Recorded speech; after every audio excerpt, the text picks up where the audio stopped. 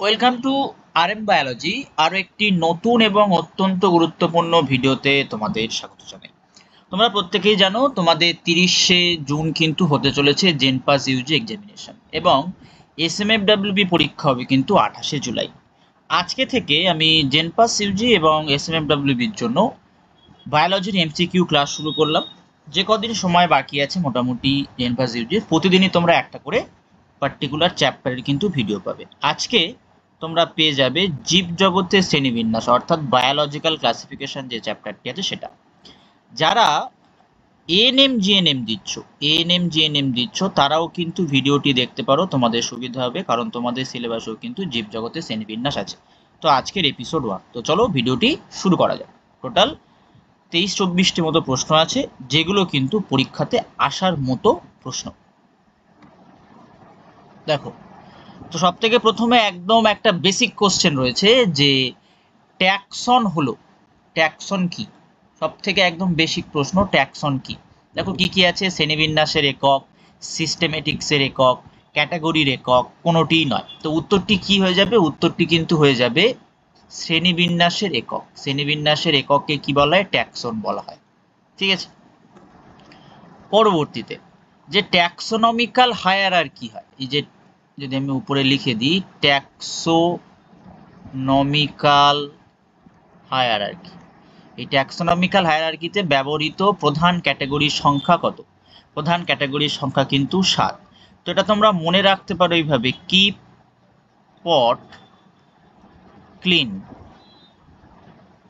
Or family get sick, এটা তোমরা মনে রাখতে পারো। দেখো ওই কে থেকে তোমরা মনে রাখতে পারো কিংডম বা রাজ্য যেটাকে বলা হয়, পি থেকে মনে রাখতে পারো ফাইলাম, সিএল থেকে মনে রাখতে পারো ক্লাস, ওয়ার থেকে মনে রাখতে পারো অর্ডার, ফ্যামিলিতে পুরোটাই দেয়া আছে ফ্যামিলি, জি থেকে মনে রাখতে পারো জেনাস এবং এস থেকে মনে রাখতে পারো স্পিসিস। তো মোটামুটি এইটা মনে রাখলেই হবে। তাহলে দেখো 1, 2, 3, 4, 5, 6, 7টা। তো এটাই ট্যাক্সোনমিক্যাল হায়ারার্কি। তো ট্যাক্সোনমিক্যাল হায়ারার্কি, তো তাহলে ক্যাটাগরির সংখ্যা কটা হয়ে গেল? ক্যাটাগরির সংখ্যা 7টা।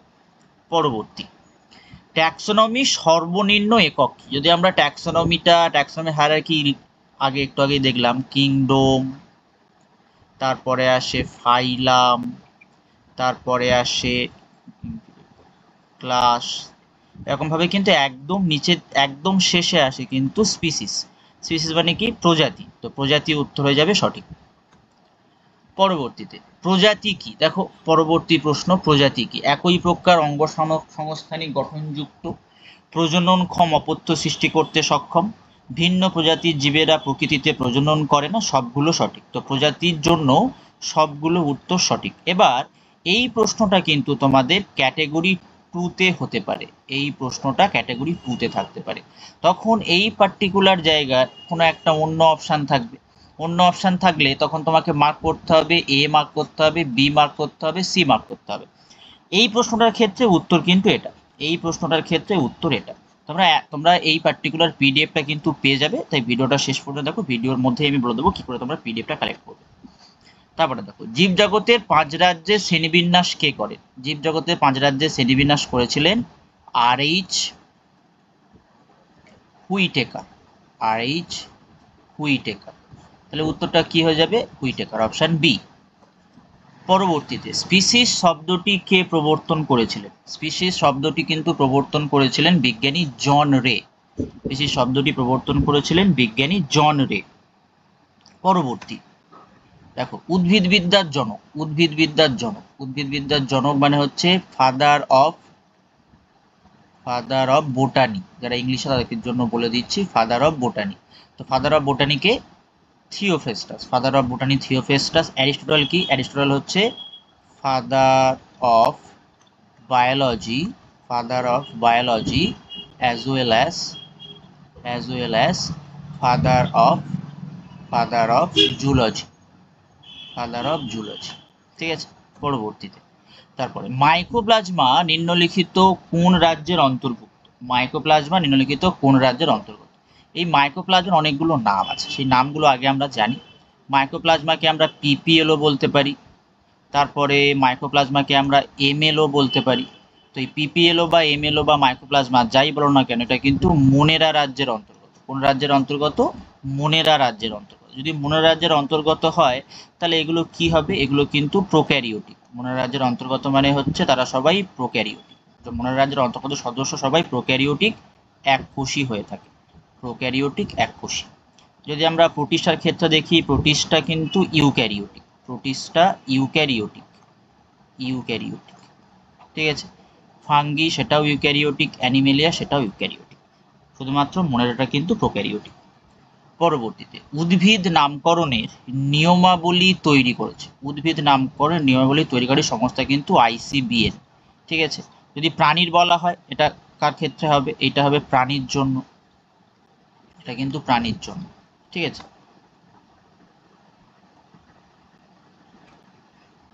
অ্যাগারিকাস নিম্নলিখিত কোন জীবরাজ্যে অবস্থান করে? তো অ্যাগারিকাস মানে কি তোমরা প্রত্যেকেই জানো।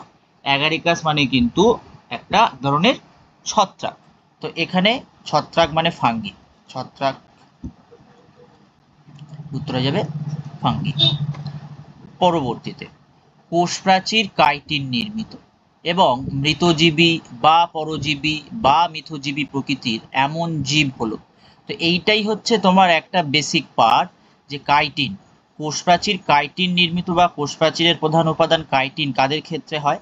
কোষ প্রাচীরের প্রধান উপাদান কাইটিন ছত্রাক বা ফাঙ্গির ক্ষেত্রে হয়, ছত্রাক বা ফাঙ্গির ক্ষেত্রে হয়। তো ছত্রাক মিথজীবিতা প্রদর্শন করতে পারে। তো এখানে দেখো ছত্রাক একমাত্র কি আছে? ইস্ট। তো অপশন কি হয়ে যাবে? ইস্ট।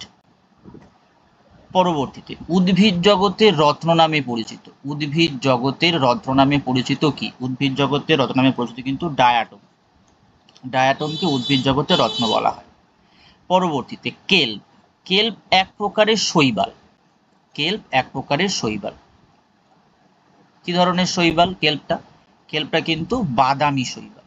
এই বাদামি শৈবাল দুটো হতে পারে, একটা একদম ছোট বা একদম ক্ষুদ্র বলতে পারি, এবং আরেকটা হতে পারে দৈত্যাকার। এই দৈত্যাকার বাদামি শৈবালকে আমরা কি বলি? কেল্প বলি। দৈত্যাকার বাদামি শৈবালকে আমরা কেল্প বলি। পরবর্তী উদ্ভিদ জগতের উভচর কাকে বলে? অত্যন্ত সহজ সরল একটা প্রশ্ন। উদ্ভিদ জগতের উভচর, এটা তোমরা আমাকে কমেন্ট করো। উদ্ভিদ জগতের উভচর বলা হয় কাকে? এটা অবশ্যই অবশ্যই করে আমাকে কিন্তু কমেন্ট করবে। পরবর্তী আমরা 15 নম্বর প্রশ্নে চলে এসেছি। ক্লোরোফিল বিহীন সমাঙ্গদেহী উদ্ভিদ কোনটি? তাহলে সব থেকে প্রথমে আমাকে জানতে হবে সমাঙ্গদেহী কাকে বলে। তাহলে সমাঙ্গদেহী উদ্ভিদ কাকে বলে? যে সমস্ত উদ্ভিদে, যে সমস্ত উদ্ভিদে প্রকৃত কাণ্ড, পাতা, মূল থাকে না, বরং কাণ্ড, পাতা, মূল সদৃশ অংশ থাকে, অর্থাৎ কাজ চালিয়ে নেয় সদৃশ অংশ থাকে, তাকে কি বলা হয়? তাকে বলা হয় সমাঙ্গদেহী উদ্ভিদ, তাকে বলা হয় সমাঙ্গদেহী। তো এখানে বেসিক্যালি যতগুলোই আছে, তুমি সেটা শৈবাল বলো, সেটা ব্রায়োফাইটা বলো, সেটা ছত্রাক বলো, এরা সবাই কিন্তু প্রায় সমাঙ্গদেহী হয়, ঠিক আছে। তো টেরিডোফাইটার ক্ষেত্রে সমাঙ্গদেহীটা অতটা না বোঝা গেলেও টেরিডোফাইটাতে মোটামুটি এগুলো সব ঠিকঠাকই পাওয়া যায়। তবুও যেগুলো একদম অনুন্নত টেরিডোফাইট হয় তারা কিন্তু সমাঙ্গদেহী হিসেবে কাজ করে। এখানে কিন্তু বলেছে এবার ক্লোরোফিল বিহীন। তো ক্লোরোফিল বিহীন সমাঙ্গদেহীর ক্ষেত্রে উত্তরটি কি হয়ে যাবে? উত্তরটি যাবে কিন্তু ছত্রাক, উত্তরটি হবে ছত্রাক। পরবর্তী উদ্ভিদ জগতের ভাস্কুলার ক্রিপ্টোগ্যামস কাকে বলা হয়? ভাস্কুলার ক্রিপ্টোগ্যামস, তো এখানে বুঝি চলো। ভাস্কুলার মানে যাদের কাছে সংবহন কলা আছে। ভাস্কুলার মানে হচ্ছে সংবহন কলা। তো উদ্ভিদের ক্ষেত্রে সংবহন কলা কিন্তু দুটো, কি কি? জাইলেম এবং ফ্লোয়েম। উদ্ভিদের ক্ষেত্রে সংবহন কলা দুটো, জাইলেম এবং ফ্লোয়েম, এদেরকে একত্রে সংবহন কলা বা ভাস্কুলার বান্ডিল বলা হয়। সংবহন কলা বলতে পারি, ভাস্কুলার বান্ডিল বলতে পারি। আর ক্রিপ্টোগ্যামস মানে হচ্ছে অপুষ্পক। ক্রিপ্টোগ্যামস মানে হচ্ছে অপুষ্পক উদ্ভিদ, ঠিক আছে। সেই অপুষ্পক উদ্ভিদ কোনটা? অপুষ্পক উদ্ভিদ কিন্তু ভাস্কুলার বান্ডিল আছে প্লাস অপুষ্পক, সেটা একমাত্র এখানে আছে টেরিডোফাইটা। ব্রায়োফাইটা কিন্তু নন ভাস্কুলার ক্রিপ্টোগ্যামস। ব্রায়োফাইটাকে আমরা কি বলতে পারি? ব্রায়োফাইটাকে আমরা বলতে পারি নন ভাস্কুলার ক্রিপ্টোগ্যামস, অর্থাৎ এর কাছে ভাস্কুলার বান্ডিল থাকে না, অর্থাৎ জাইলেম ফ্লোয়েম থাকে না। জাইলেম জল পরিবহনে সাহায্য করে, ফ্লোয়েম খাদ্য পরিবহনে সাহায্য করে। তাহলে উত্তরটি কি হয়ে যাবে? উত্তরটি হয়ে যাবে কিন্তু টেরিডোফাইটা। পরবর্তীতে সংবহন কলাবিহীন একটি লিভার ওয়ার্ড হলো, সংবহন কলাবিহীন একটি লিভার ওয়ার্ড কিন্তু রিক্সিয়া।